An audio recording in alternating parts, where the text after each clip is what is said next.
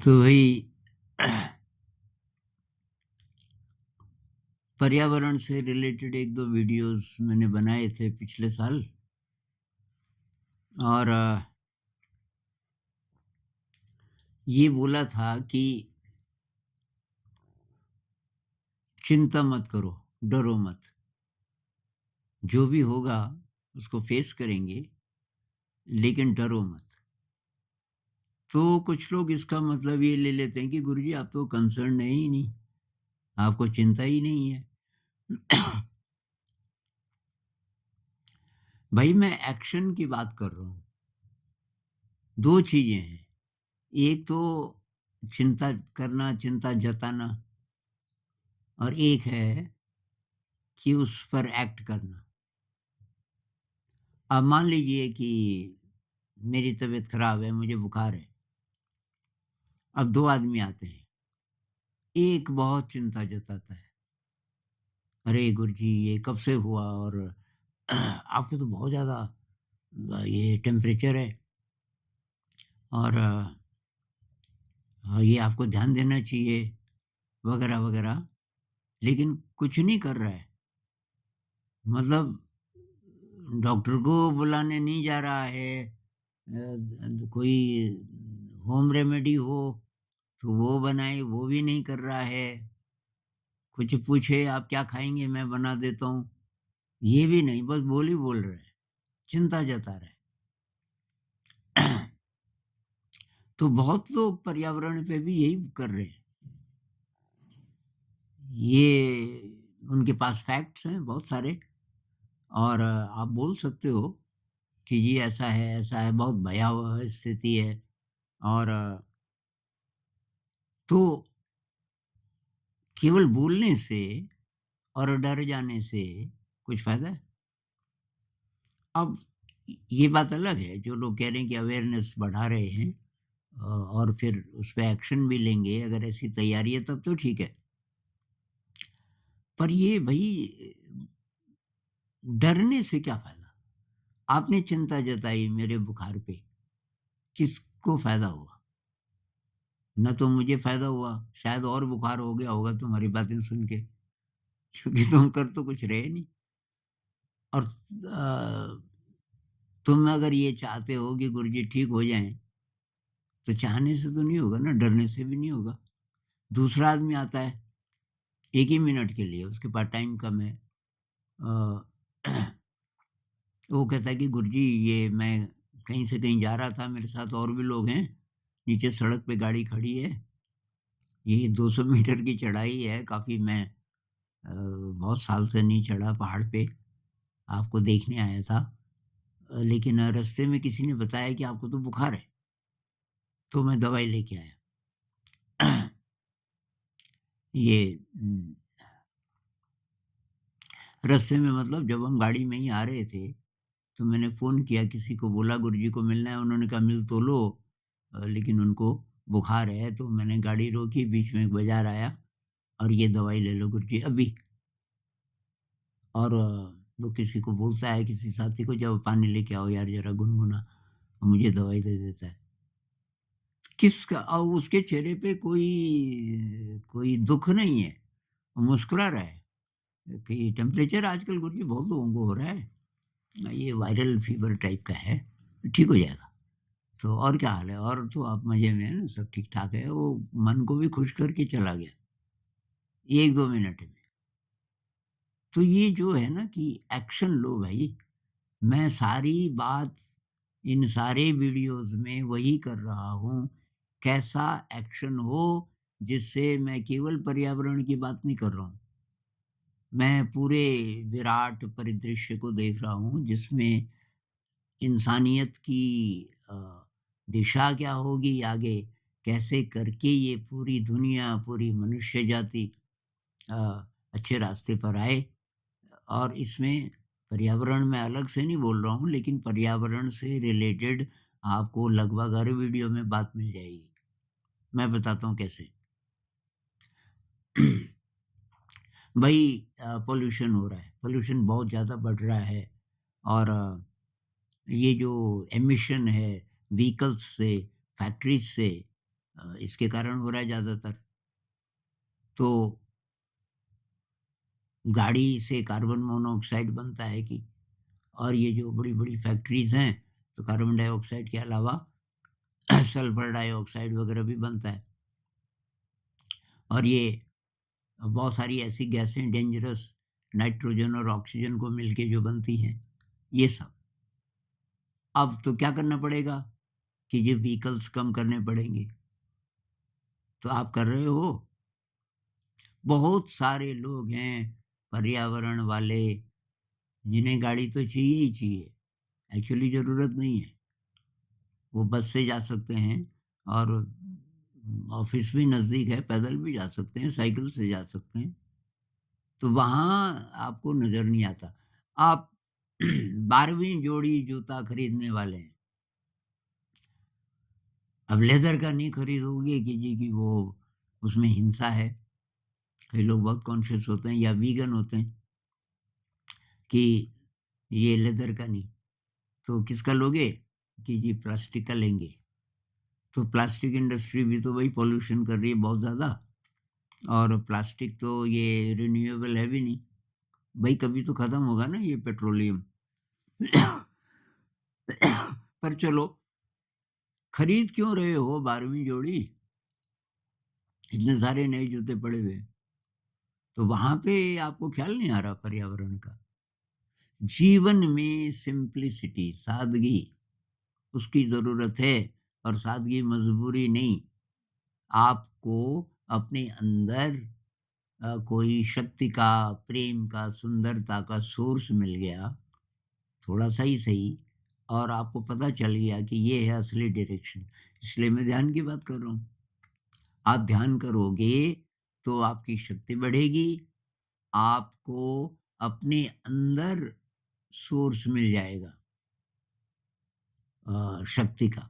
तो आप मटेरियलिज़्म में नहीं भागोगे बाहर। हम बाहर-बाहर क्यों भागते हैं? इंद्रिय सुख में और तरह-तरह की चीज़ें खरीदने में इस क्यों? इस खालीपन को भरने के लिए। जब तक हमें अंदर पता नहीं चलता कि मेरे अंदर शक्ति है, तो लगता है कि शक्ति बाहर है। तो मैं ये बोल रहा हूँ कि भई बाहर कुछ है नहीं है। मतलब जब तक आप कम उम्र के हो, तो घूम लो, देख लो दुनिया को।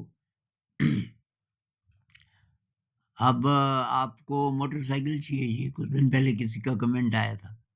पर्यावरण वाले भी हैं, पर्यावरण की अवेयरनेस पूरी है, लेकिन 2.5 लाख रुपए की आ रही है मोटरसाइकिल कैसे करके लें?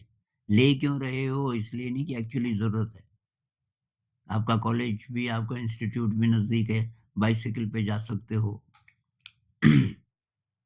और साइकिल चलाने लायक लेन्स हैं, मतलब ऐसे शहर में रह रहे हो कि ये प्रॉब्लम नहीं है कि साइकिल कैसे चलाएँ। बहुत ज़्यादा ट्रैफ़िक होता है, ऐसा भी नहीं है।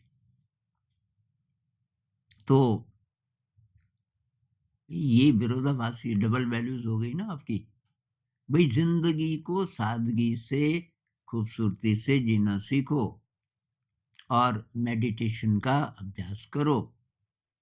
ये कुछ लोग बोल रहे थे कि कल एक मैंने वीडियो बनाया था लक्ष्मी और सरस्वती का, कि ज्ञान और दौलत। अगर आप ज्ञान के उपासक बन गए, तो दौलत की कमी नहीं पड़ेगी, जो चाहिए वो आ जाएगा। लेकिन आप दौलत के उपासक बनोगे, तो आप ज्ञान नहीं मिलेगा आपको। तो किसी ने बोला दोनों नहीं मिल सकते। भाई क्यों नहीं मिल सकते? मैं वही तो बोल रहा हूँ। दोनों तब मिलेंगे जब आप ज्ञान के उपासक बनोगे। तो तब कहते हैं कि लक्ष्मी आपकी वो कहानी है, सिंबॉलिक है कि लक्ष्मी आपके पीछे-पीछे हो लेती है, क्योंकि आप तो ज्ञान के उपासक हैं। लक्ष्मी भी उसी को प्यार करती है, जो ज्ञान का उपासक है। तो लक्ष्मी के पीछे जो चला गया, ज्ञान को छोड़ दिया, पैसा बहुत आ जाएगा, ज्ञान नहीं आएगा, एक्चुअल ज्ञान, अंदर का ज्ञान।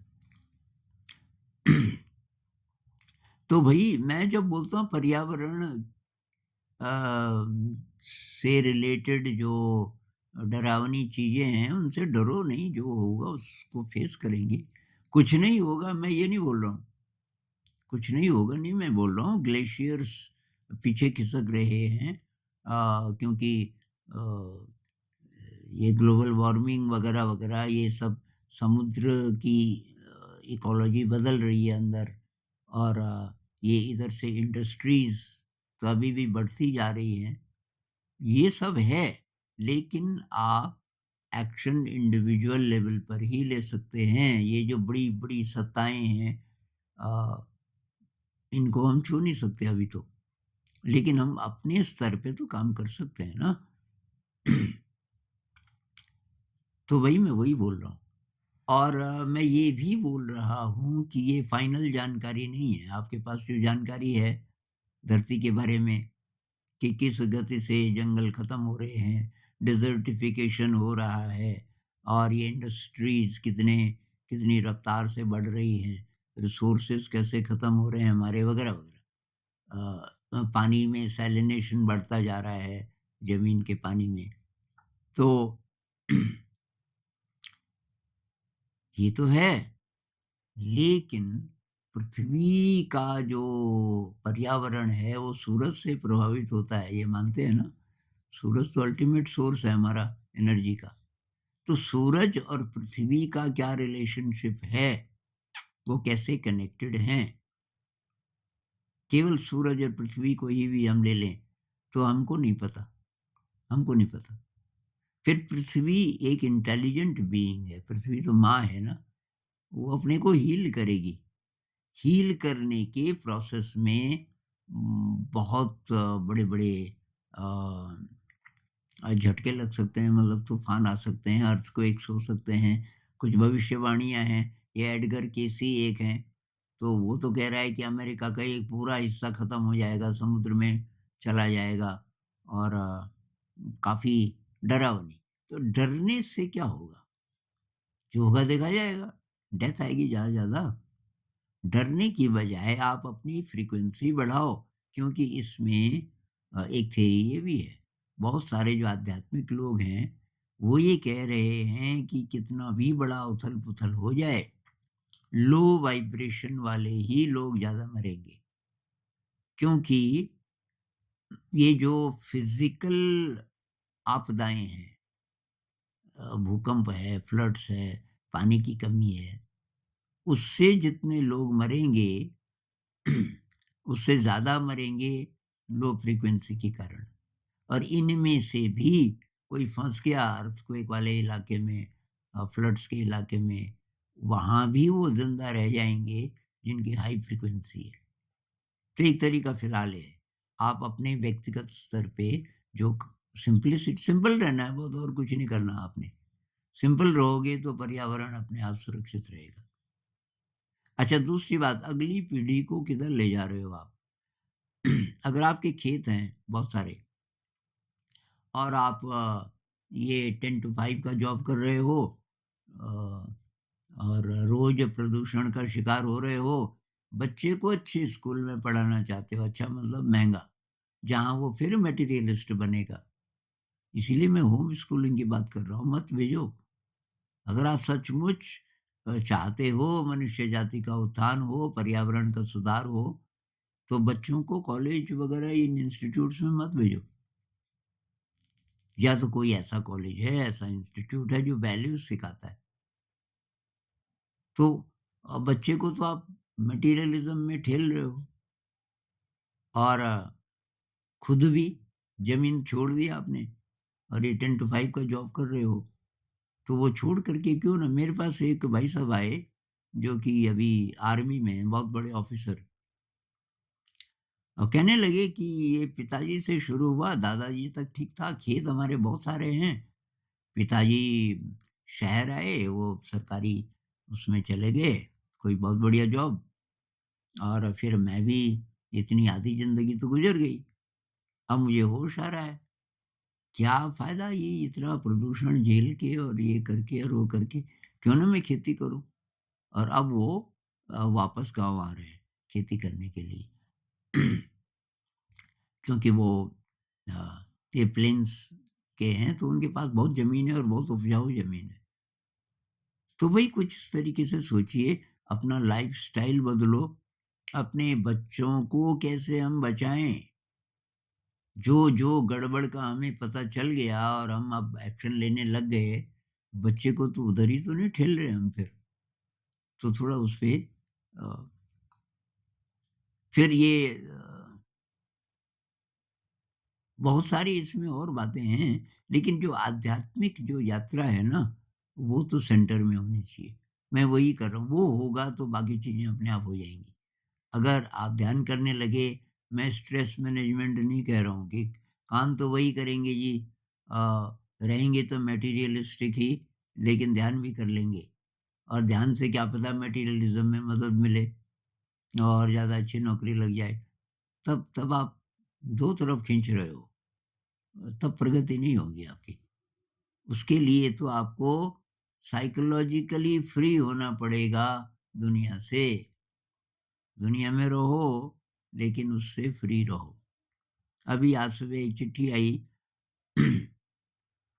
किसी महिला की विदेश से कि जो आप बोल रहे हैं कि आपको अब कहीं जाने की इच्छा ही नहीं होती, ऐसा मेरे साथ होने लग गया और उनकी उम्र तो अभी 50 से भी कम है और वो ध्यान करती हैं कि मुझे लगता है ये अंदर जो स्टिलनेस है ना, अंदर जो शांत जो जगह है, जहाँ हम ध्यान में चले जाते हैं, अगर आप सही ढंग से अभ्यास करोगे, तो उससे बड़ी चीज़ कोई है ही नहीं।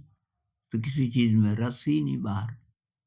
लेकिन वो बहुत बड़ा जॉब भी कर रही है, रोज़ जाना पड़ता होगा ऑफ़िस वग़ैरह। वो ड्रामा की तरह हम सब कर सकते हैं फिर।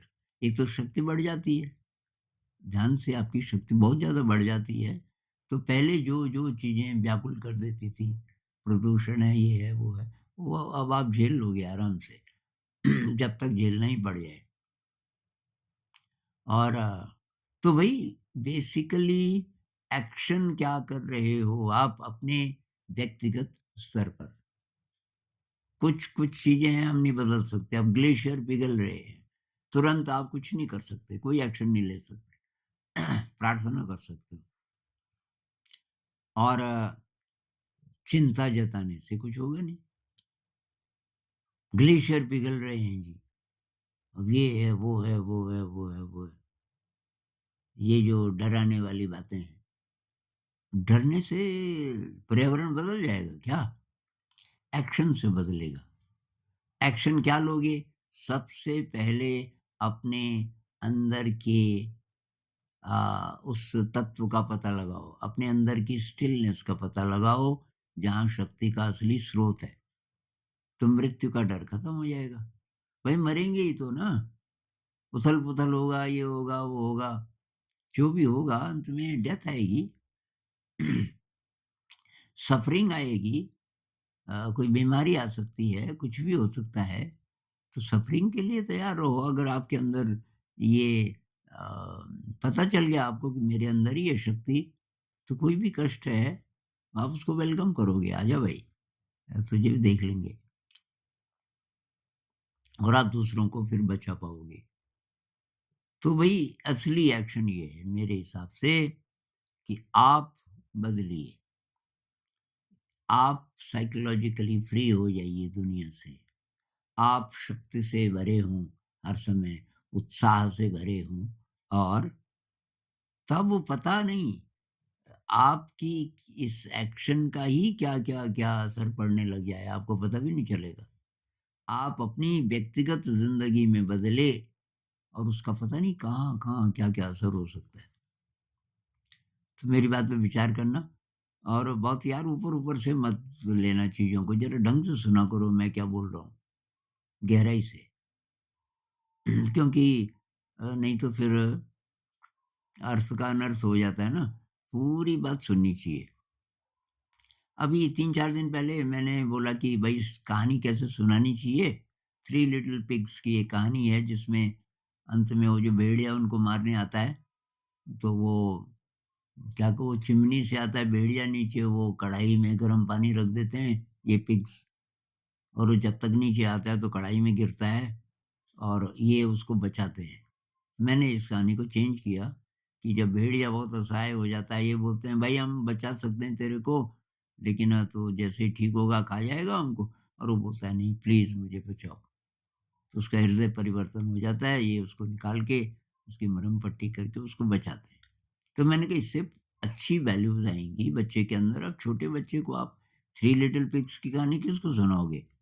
छोटे बच्चे होंगे कक्षा 4-5 तक के, ज़्यादा से ज़्यादा 8 तक के, तो उनके मन पर कोई ऐसी छाप ना पड़े कि रिवेंज ज़रूरी है और जो खराब है वो अच्छा नहीं हो सकता। कुछ अच्छी वैल्यूज़ आएँगी अगर आप एंडिंग अच्छी करोगे इस तरीके की। एक कमेंट आया कि नहीं गुरुजी की, ये जो दुश्मन है ना उसका पता होना चाहिए कि ये दुश्मन है, कौन दोस्त है, कौन दुश्मन है। ऐसा ब्लैक एंड व्हाइट नहीं है भई, जो दुश्मन था अभी तक वो दोस्त बन सकता है। आप तैयार रहो अपनी सुरक्षा के लिए। ये तीनों भी तैयार थे, ये भेड़िए की देखभाल कर रहे थे लेकिन उनको पता चल गया जैसे-जैसे वो ठीक हो रहा था कि वाक़ई इसका हृदय परिवर्तन हो गया। आप अपनी सुरक्षा के लिए तैयारी रखिए, लेकिन यार ये गुंजाइश रखिए कि जो अ, जिसका मत आपसे अलग है, जो दूसरे धर्म का है, आपका विरोधी है, जो भी है बदल सकता है। जो आपका दुश्मन है, आपका दोस्त बन सकता है। ये गुंजाइश रखनी बहुत ज़रूरी है, तभी दुनिया सुधरेगी। ब्लैक एंड व्हाइट ही चलता रहेगा जो अभी तक चल रहा है, ये दुश्मन है और ये दोस्त है, तो दुनिया सुधरेगी कैसे? तो उस वीडियो में मैंने ये नहीं बोला था कि कोई दुश्मन है, आपको मारने आ रहा है और आप तब भी चुप रहो। बात ये हो रही थी स्टोरी टेलिंग की, कहानी कैसे सुनाओ छोटे बच्चे को। तो वो जो मेन मैसेज है ना वो मिस ना हो जाए। मिस कब होता है जब आप फटाफट कोई बात कई बार लोग पूरा सुनते ही नहीं। मान लीजिए 10 मिनट का वीडियो है, अब पेशेंस ही नहीं है। कोई तो टाइटल ही देख के बिदक जाते हैं कि भई ये पता नहीं क्या है। तो मत करो कमेंट, या तो फिर उसको समझो, अच्छे तरीके से समझो और तब डिसएग्री कर सकते हो आप, लेकिन आपने पूरा सुना, तो तब उस पे डिस्कशन करेंगे। तो ख़ैर मैं ये बोल रहा था कि भई कंसर्न होना इसका मतलब ये नहीं है कि आप अब करवटें बदल रहे हो, नींद ही नहीं आ रही है चिंता से। चिंतित होने से, डरने से पहले ही बहुत एंग्ज़ायटी है ज़िंदगी में। तो इससे क्या फ़ायदा होगा? हर बात का ये निचोड़ निकालोगी तो मैं क्या करूँ? मैं कुछ कर सकता हूँ एज़ एन इंडिविजुअल? ये बड़ी-बड़ी ऑर्गनाइज़ेशंस इनको मैं नहीं बदल सकता अभी। प्रार्थना कर सकता हूँ, लेकिन मैं क्या करूँ? भाई आप सिंप्लिसिटी से जी सकते हो। आप साइकोलॉजिकली फ्री हो सकते हो बाहर की दुनिया से। आप अपने अंदर वो जो स्टिलनेस है, उसको छू सकते हो। यहाँ से शुरू करो। नमस्कार।